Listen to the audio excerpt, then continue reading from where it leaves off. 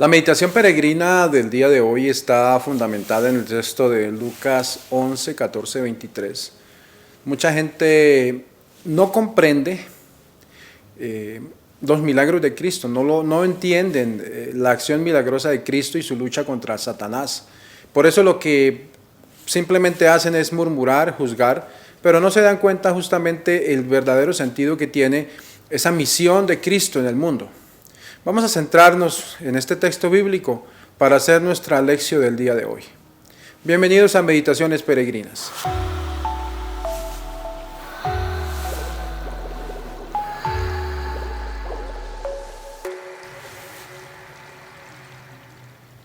Los invito a leer el texto de Lucas 11, 14, 23. Lucas capítulo 11, versículos del 14 al 23. En aquel tiempo Jesús expulsó a un demonio que era mudo. Apenas salió el demonio, habló el mudo y la multitud quedó maravillada. Pero algunos decían, este expulsa a los demonios con el poder de Belcebú, el príncipe de los demonios. Otros, para ponerlo a prueba, le pedían una señal milagrosa. Pero Jesús, que conocía sus malas intenciones, les dijo, todo reino dividido por luchas internas va a la ruina y se derrumba casa por casa. Si Satanás también está dividido contra sí mismo, ¿cómo mantendrá su reino? Ustedes dicen que yo arrojo a los demonios con el poder de Satanás. Entonces, ¿con el poder de quién lo arrojan los hijos de ustedes? Por eso, ellos mismos serán sus jueces. Pero si yo arrojo a los demonios con el poder y el dedo de Dios, eso significa que ha llegado a ustedes el reino de Dios. Cuando un hombre fuerte y bien armado guarda su palacio, sus bienes están seguros. Pero si otro más fuerte lo asalta y lo vence, entonces le quita las armas en que confiaba y después dispone de sus bienes. El que no está conmigo está contra mí. El que no recoge conmigo desparrama. Palabra del Señor. Gloria a ti, Señor Jesús. Bueno, este texto de San Lucas nos muestra claramente esas dificultades que empieza a tener Jesús con la gente a la hora de Jesús actuar sus milagros. Empezamos viendo la primera parte, una corta, es demasiado corta expulsión de un demonio, es decir, no le dedica, creo que un versículo a hablar de esta expulsión, simplemente para decir que había un demonio que tenía muda a una persona, expulsó el demonio y la persona empezó a hablar. Inmediatamente comienza y entra a hablarnos de las actitudes que tomó la multitud, la gente que estaba ahí al ver este milagro del Señor, ¿verdad? Es un solo versículo de verdad y ya no se centra más en eso. Al fin y al cabo, el texto no quiere hablarnos directamente del exorcismo que está practicando Jesús, sino lo que quiere centrar más la atención es en la cuestión que viene ahí de la respuesta de la gente, de la actitud de la gente ante el milagro, a ese exorcismo que hace el Señor. Y justamente la pregunta es, bueno, ¿y ese poder de dónde le viene a Jesús? ¿De dónde sale aquello que tiene? Es como la duda, digamos así, acerca de ese momento de gracia que obra un milagro en una persona. El versículo 15 ya empieza a notarnos un poco actitudes más concretas. Dice, bueno, concretas entre comillas, dice algunos de manera general. ¿Sí? O sea, no dice muchos, sino dice algunos. Algunos estaban en oposición a lo de Cristo, otros al comienzo nos dice que se maravillaron, pero algunos estaban en la oposición, ¿sí? Hay una controversia la que se nos presenta ahí. En esta ocasión ya no habla directamente que sean los fariseos o los maestros de la ley, sino son simplemente algunas personas que ponen el juicio. Bueno, ¿y de dónde saca este poder? Y ahí una de las palabras que aparece dice, bueno, al parecer él obra estos milagros y expulsa demonios con el poder de Belcebú, el príncipe de los demonios. Vamos a centrarnos un poco en Belcebú, en esta palabra, para entender un poco el contexto. Algunos le identifican como el señor de las moscas, sin embargo, si miramos los textos bíblicos anteriores, digo yo, del Antiguo Testamento, casi que la traducción para Belzebú sería el señor de la casa, ¿sí? La fuente del nombre Belzebú se encuentra en la Biblia, está en 2 Reyes 1, 2, 3 y también en 6:16. Sería el Baal Zebub, se entiende en el sentido del señor de las moscas o señor de la casa. ¿Qué significaba este Baal Zebub? Originalmente el nombre Belzebú o Baal era el nombre de un dios filisteo y se traduciría en nuestro lenguaje como señor. Algunos combinaron este Baal con Zebub y entonces sería el señor de la casa. El Zebub es como la casa, y Baal Muyán era otra manera como se interpretó como el señor de las moscas, el Baal de las moscas. De hecho, la partícula Baal, aunque se utiliza mucho en sentido de paganismo, de dioses extraños, debemos entender por otro lado también que esa se utilizaba en el ambiente israelita, ¿sí? Muchos israelitas traían en su nombre el nombre de Baal, ¿sí? Incluso en algún momento los israelitas, cuando se les quería insultar, se les hablaba de que eran como el Baal Zebub, ¿sí? Entonces por eso pienso yo que también esta manera de hablar de Cristo es una especie de insulto. Hay un exorcista del siglo XVII, Sebastián Michelis, por cierto es un nombre que ha sido utilizado ahora en las tiras cómicas para, no sé si para mofarse de Michelis o lo que sea. Él escribió un libro llamado Historia Admirable hacia el año 1612 y él prácticamente dice que Belzebú es uno de los 3 ángeles caídos más destacados. Lo coloca al lado de Lucifer y Leviatán. Recordemos que también estos aparecen en textos bíblicos, sobre todo Leviatán aparece varias veces. Mientras que hay otras obras del siglo XVIII que lo identifica como una especie de trinidad satánica, o sea, como tres demonios poderosos que son Belzebú, Lucifer y Astarot, que es como de donde viene la palabra que nosotros conocemos como el tarot.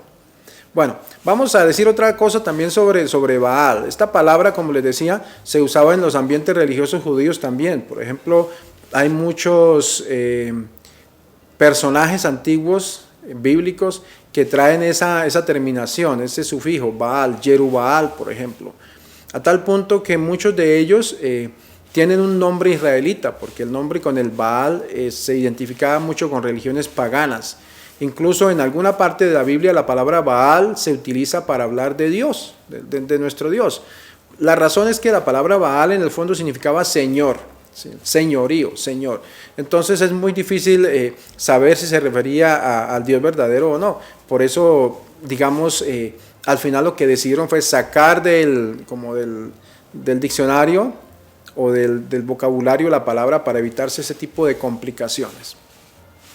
Vamos a mirar también otro aspecto que aparece ahí en el versículo, cuando dice que otras personas, unos estaban juzgando y otros estaban diciendo otras cosas de Cristo.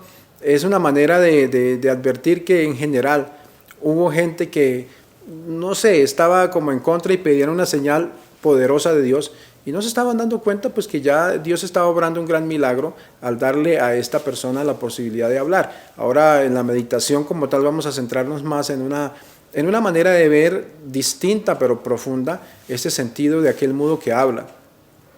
Ahora otro aspecto que aparece ahí en el texto, sobre todo está en el versículo 20. El versículo 20 nos habla del dedo de Dios. Este puede hacer referencia al Éxodo 8:15. Y nos hace pensar en todo lo que Dios hizo en el pasado, ¿sí? Cómo Dios ha liberado a su pueblo de la opresión y de la esclavitud, ¿sí? Con mano poderosa, brazo extendido, con sus manos, con sus dedos. Es algo que se continúa en Jesús, y en su ministerio, en el ministerio de Cristo se manifiesta ese poder de Dios. Entonces es una manera de entender cuando dice que lo hace con la mano, con el dedo de Dios, es justamente para decir ese dedo de Dios que salvó a Egipto, es un dedo que salva hoy a la gente, especialmente, concretamente a esta persona muda. El que no está conmigo está contra mí. Esto lo presenta también ya al final el versículo 23. Aquí pienso yo que nos habla un poco más del sentido de ser discípulo de Cristo, ¿verdad? hay que ser discípulos en un ambiente difícil. Hay ambientes hostiles y difíciles a la fe. Los hubo en la época de Lucas cuando escribió su texto, los hay hoy, y hoy hay mucha dificultad para la gente para vivir su fe. La gente prefiere vivir su fe en silencio porque saben que son atacados, ¿verdad? Pero es una manera de decir, ok, tienes que estar con el Señor, tienes que ser capaz de superar todas aquellas circunstancias difíciles y todas las adversidades que el mundo te esté presentando hoy. El endemoniado representa la parte del pueblo que está sometida a la masa de la gente, la bola, como dicen en México, sometida a la voz del poder. Yo pienso hoy cuando la iglesia es atacada en el mundo de hoy, que tilda a la iglesia de que alienante y un obstáculo para la realización del hombre, y le da leño con mucha fuerza. Vemos unas poderosas multinacionales que quieren definir el comportamiento humano, ellas la quieren definir. Ya no quieren que sean las normas morales, sino unas normas simplemente creadas a beneficio, porque es en el fondo eso, beneficio de unos grupos de poder, ¿sí? Quieren decidir sobre la vida de los niños por nacer, quieren decidir sobre la vida de los ancianos. Yo pienso lo que pasaba en los años 60, recuerdo ese escándalo tan terrible porque muchas ayudas que llegaban a nuestros países de harinas para dar de comer a los niños, se suponía que estaban llenas supuestamente de algún tipo de medicina que lo que hacía era inhibir la posibilidad de engendrar más hijos en las futuras generaciones, como una especie de castrar a estos hijos. Y fue un escándalo grande y estas personas que ayudaban, estas multinacionales que ayudaban y que enviaban mucha comida y esterilizaban, en otras palabras, a la gente, fueron juzgadas. Hoy en día eso no es necesario, porque hoy en día prácticamente culturalmente se ha convertido en la mejor estrategia. La mejor estrategia que hay hoy es simplemente decirle a la gente que esterilizarse automáticamente es lo mejor, que tener un perro es mucho mejor que tener un hijo, y entonces hemos llegado a un punto en el cual ya esas campañas que antes se hacían de una manera indirecta, hoy se hacen directamente y la gente las acepta y la gente simplemente ha entrado en ese mundo que nos está envolviendo a todos, ¿sí? Hoy vemos como el que habla, el que dice algunas cosas en contra de lo que está mal, lógicamente hablando y religiosamente hablando, hoy se le manda a callar. Hoy estamos como perros regañados con el rabo entre las patas, ¿sí? Los poderes de este mundo nos tienen mudos, nos tienen como aquel mudo del que está hablando Jesús. Ese endemoniado es la viva fotografía de los ninis de nuestro tiempo. Ni oye, ni habla. Y de pronto si oye no habla, pues tampoco decide. Es un problema serio que vive hoy la sociedad y en eso estamos nosotros. Hoy preferimos quedarnos callados, díganme si no. Si alguien me puede decir lo contrario, escríbalo aquí si ven este video, pero dígame si no, preferimos quedarnos callados ante el que practica otra religión, ante el que está equivocado, el que sabemos que está llevando una vida de pecado y podíamos ayudarle a que no la llevara, pero no, nos quedamos callados porque el mundo nos tiene así, nos tiene mudos. El mundo está en una sociedad poseída que está frenando las libertades del hombre. Y es así en este ambiente donde Jesús llega hoy a liberarnos. Eso que hizo con aquel mudo nos quiere liberar hoy, nos quiere sacar. Pero esa liberación que produce Cristo en nuestras vidas también trae un juicio sobre Jesús y sobre nosotros mismos. El juicio social sobre la iglesia, por ejemplo. No solamente la iglesia católica, sino todo el cristianismo. En especial ese cristianismo que no se ha vendido al mundo progre. Ese cristianismo es juzgado hoy y se le ha dado durísimo. Y hoy lo vemos, y hoy vemos incluso en muchos países con asombro que se queman iglesias, que se atacan iglesias, que se irrespeta algo que uno considera respetable y la gente se queda callada, nadie dice nada, ¿verdad? Nadie reacciona ante esas cosas. Sordos y mudos. Ese hombre estaba sordo y mudo, pero escuchó en cierta manera esa palabra de Dios. Muchas veces estamos sordos y mudos en este mundo porque escuchamos lo que es contrario al plan de Dios. Eso nos ensordece, nos enceguece para entender verdaderamente cuál es el plan del Señor, ¿sí? El plan de Dios para nuestras vidas.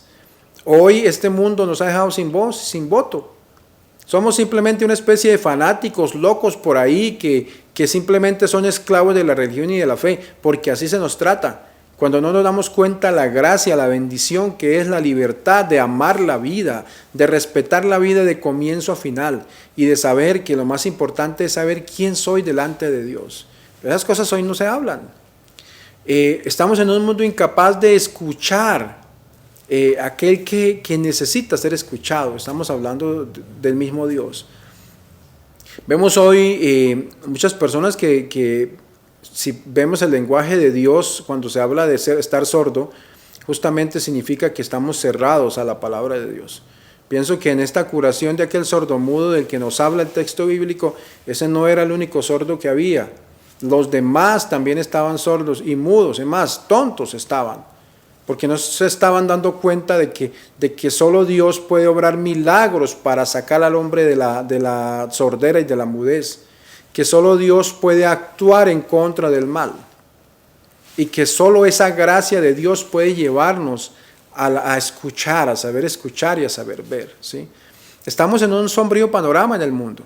Jesús se presenta como aquel que viene a permitirle a los sordos que oigan y a los mudos que hablen, pero estamos en un panorama difícil porque muy pocos están dispuestos a escuchar hoy a ese Dios que está hablando. Hay quienes se hacen sordos al mensaje del Evangelio. Hay quienes por el miedo simplemente se quedan callados o nos quedamos callados. Ese riesgo de hablar hoy en día nos mantiene marginados, pobres. Simplemente hoy lo que el Señor nos invita es a que abramos de nuevo, a que abramos los ojos, a que abramos el corazón, la mente, a descubrir realmente lo que debemos hacer para que esta historia no se repita, para que las cosas cambien en la vida. Jesús presenta la vida cristiana como una batalla. Es que es una batalla lo que vemos aquí. El que no está conmigo está contra mí, lo dice claramente. A menudo, por desgracia, la verdad, somos cristianos a medias.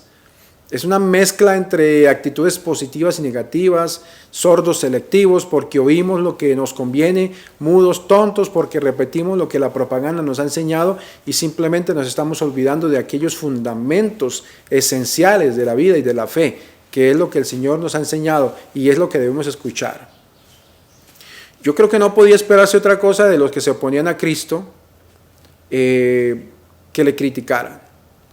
Pero Jesús tiene algo claro. Si yo echo los demonios es con el dedo de Dios. Entonces es que el reino de Dios está llegando a ustedes. Es una fuerza de Cristo que viene de Dios mismo, porque es Dios el que actúa en él, porque Él es Dios. Y de los diversos signos que vemos ahí donde actúa esa fuerza de Dios, esos signos que se pueden vivir en nuestra vida, digamos así, nosotros podemos también recibir de Dios y por eso incluso nuestras oraciones en nombre de Dios traen esa gracia de combatir, de ser palabra de verdad, pero debemos mantenernos en esa firmeza. Son tareas que nos quedan hoy y el Señor nos invita a que vivamos este tiempo en la libertad, en la paz, en la alegría de nuestro corazón.